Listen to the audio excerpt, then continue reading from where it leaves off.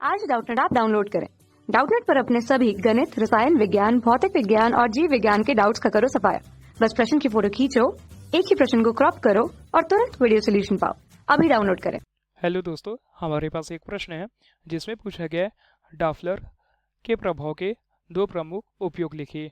तो आइए पहले हम समझते हैं कि डाफलर प्रभाव होता क्या है और इस डाफलर प्रभाव का उपयोग कहाँ कहाँ किया जाता है। जब किसी ध्वनि स्रोत एवं श्रोता के बीच आपेक्षिक गति होती है तो श्रोता को ध्वनि स्रोत की आवृत्ति में परिवर्तन प्रतीत होता है। इस प्रभाव को डाफलर कहते हैं या डाफलर प्रभाव कहते हैं। अगर हम इस परिभाषा को उदाहरण के माध्यम से समझें तो मान लेते हैं यह एक प्रकार का ध्वनि स्रोत है। मान लेते हैं यह कोई बस या ट्रेन है जो ध्वनि स्रोत के भांति व्यवहार करेगा, तो इसे हम ध्वनि का स्रोत मान लेते हैं। और मान लेते हैं यह कोई श्रोता है जो ध्वनि की आवृत्ति को सुनेगा, इसलिए इसको हम श्रोता मान लेते हैं।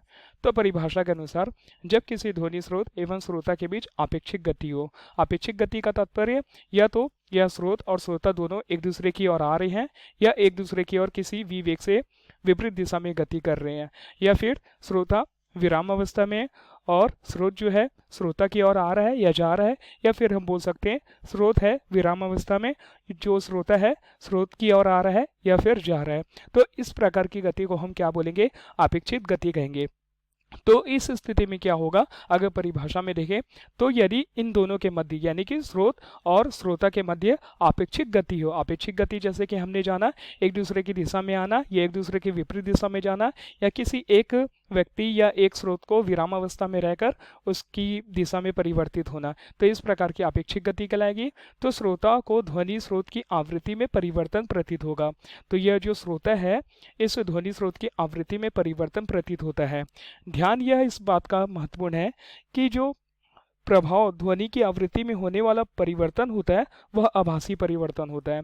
यानी कि अगर यह स्रोत श्रोता की ओर गतिमान होगा तो इसकी आवृत्ति श्रोता को बढ़ती हुई प्रतीत होगी, लेकिन यह बढ़ती हुई जो आवृत्ति होगी ध्वनि की वास्तविक आवृत्ति न होकर आभासी आवृत्ति होगी। इसी प्रकार जब स्रोत श्रोता से दूर जा रहा है यानी कि विपरीत दिशा में गति करेगा तो श्रोता को ध्वनि की आवृत्ति में कमी महसूस होगी, और यह कमी इस ध्वनि की वास्तविक आवृत्ति न होकर उसकी आभासी आवृत्ति के बराबर होती है।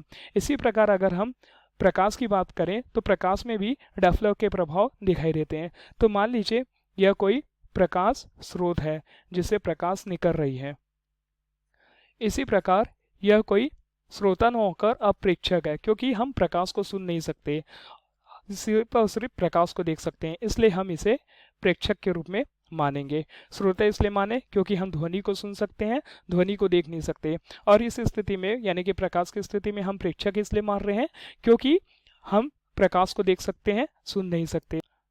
तो इस स्थिति में हम देखते हैं कि जब कोई प्रकाश स्रोत प्रेक्षक की ओर आगे बढ़ रहा है तो प्रकाश की आभासी आवृत्ति बढ़ जाएगी और तरंगदैर्घ्य घट जाती है। तो इस स्थिति में स्पेक्ट्रम रेखा बैंगनी रंग की ओर विस्थापित हो जाती है, यानी कि ये इसमें भी प्रकाश की वास्तविक आवृत्ति न होकर आभासी आवृत्ति को हम मानेंगे।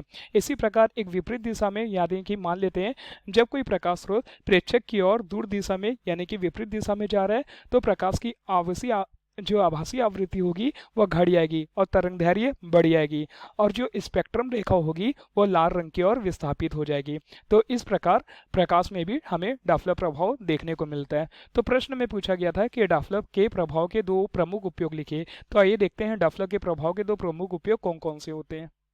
तो डाफलर प्रभाव के उपयोग हैं, पहला है तारों की चाल का आकलन करना, यानी कि हम प्रकाश के डाफलर प्रभाव का उपयोग करके हम किसी तार के चाल की आकलन कर सकते हैं। इसी प्रकार दूसरा उपयोग है गतिशील वायुयान या पनडुब्बियों की चालों का आकलन करना।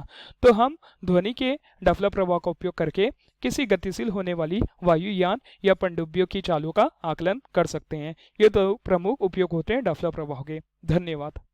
कक्षा 6 से 12वीं से लेकर नीट, IIT, JEE वो एडवांस के लेवल तक 1 करोड़ से ज्यादा छात्रों का भरोसा। आज ही डाउनलोड करें डाउटनेट ऐप या व्हाट्सएप करें अपने सारे डाउट्स 8400 400 400 पर।